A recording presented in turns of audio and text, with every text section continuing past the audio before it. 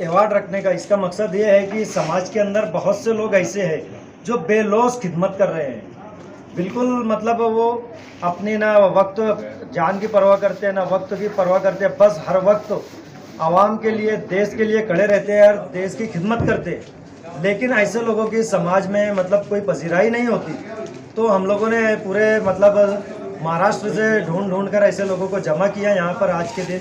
और ये आज का जो प्रोग्राम था इरशाद जागीरदार की सदारत में और अपने आमदार साहब के जो हाथ से तकसीम इनामत हुआ और इफ्तिताह हमारे खलील सर थे। और जो हमारे यहाँ मेहमानान दीगर मेहमान हमारे साथ मौजूद थे, अब्दुल कयूम सर, इस्माइल सर और हमारी निज़ामत इस्माइल सर ने की है।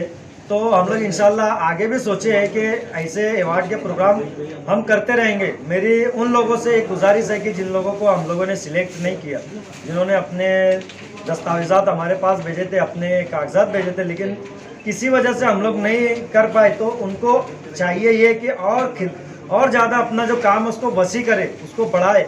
और इंशाल्लाह हमारे जैसे और भी कुछ लोग होंगे जो उनकी खिदमत का एतराफ़ करेंगे। आज नहीं तो कल हम उनकी खिदमत उनको भी एतराफ़ करेंगे और उनको भी अवार्ड देंगे इंशाल्लाह।